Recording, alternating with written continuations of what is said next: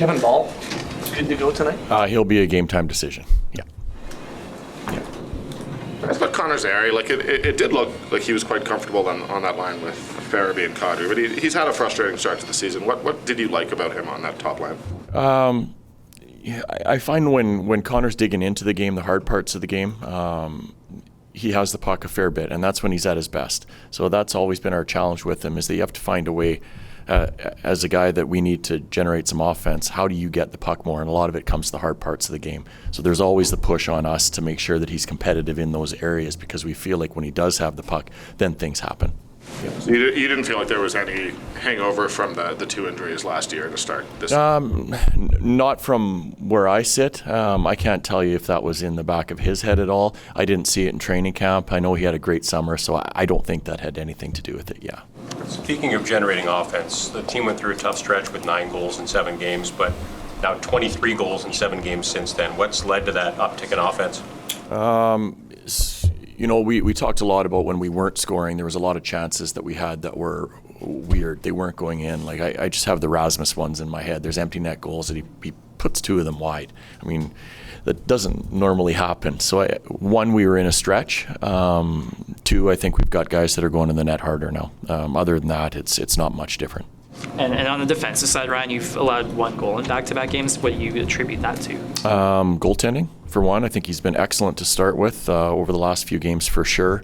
It was still, from where we are, again, we're giving up too many chances, and I think you rely on your goaltender too much is not a long-term success thing. But again, I think if you do a job of taking away time and space, and we can do a better job of denying shot attempts, then you're going to see those numbers start to come down.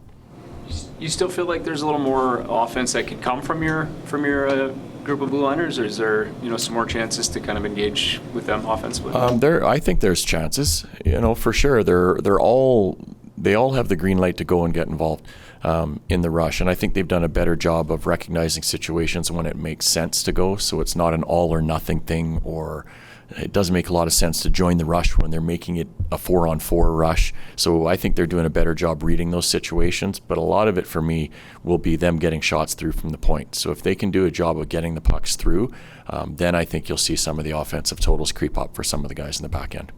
Ryan, some of the numbers on Dustin Wolf since that game in Vegas have him, again, right near the top of the NHL. Have you seen a noticeable change in him, or is it just kind of the game catching up to where he was? The only thing I would say about Dustin, the first 4 games of the year, I don't think he was at his greatest. I mean, then since then, I think he's been the normal guy. So I don't know if that's a correlation as to what you're getting at or not. You can look at a little consistency from time to time in his play. But the majority of the time, he's been back to the way he was last year. Ryan, there's always a huge focus on what's up with Zane. Is he in? Yeah. Is he out? What are you maybe most cognizant of in the case of Zane and his development? There's a lot. I mean, both on and off the ice. I mean, you want to make sure a player is in a position to succeed, and that means physically he's ready for what he's going to face on any given night, and you also have to make sure that he's ready mentally for the challenges that come with being a young player that gets talked about a lot in the Canadian markets. And he's learning as he goes, and I think this stretch that he goes through and all part of his early career, these are going to be really good building blocks for him.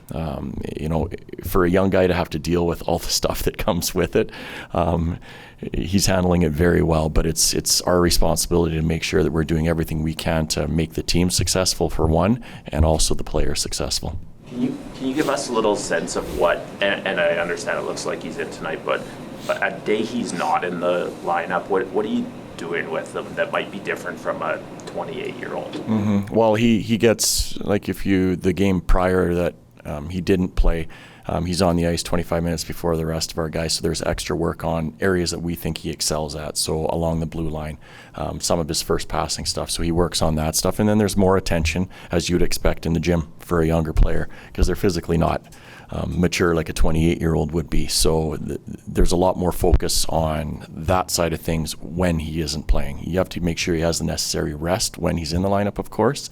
But if you have a stretch of 4 or 5 days where you can maybe do a little extra in between, that gives us an opportunity to do more off the ice with him as well. Is that idea of, hey, we're focusing on his strengths and what he's good at during those early, that's the idea of, hey, you're really good, and we like building up his confidence, I guess. Part of it, for sure. I mean, that's what he does really well. And I think the more you put players through repetition, the more comfortable they are. The challenge at the NHL level is we don't skate all the time. So if you can find those little pockets or a little bit of extra time for him to work on stuff like that, I think it's a real positive. You talked about the pressures, playing in a Canadian market and the attention. How much, when the decision to keep him here, was him being able to handle that and sort of knowing his maturity and his ability to... Well, you can look at it the way it was last year. Like, maturity-wise, in my opinion, he wasn't ready to stay last year. From the way he played some of the exhibition games and in camp, he was totally different the way he came back this year. So that's a pretty good indicator of where a guy is on the mental side of things. So all those things come into play. This year I felt like he was much more prepared to be an NHL player. And you've talked about how the 5-on-5 game has been trending in the right direction for quite some time now. You've been taking less penalties, which has helped the penalty kill. But what about the power play? Saw some new units this morning. What has to happen to get the power play going? I've talked about it before. I think they have to move the puck quicker than what they do, and I think they have to have a bit more of an attack mentality at the net. I mean, the one thing that we haven't done a great job of, which was a bit of a strength of ours last year in the power play, was getting pucks into the zone cleanly. Morgan's really very good at that. We haven't been consistent with that, which I think has hurt us a little bit with our time in zone. So changing the units up a little bit creates a little bit of competition. So they're basically in their lines now, and they have a opportunity to see who's fresher, and which line is doing better will get the opportunities to start in the power play.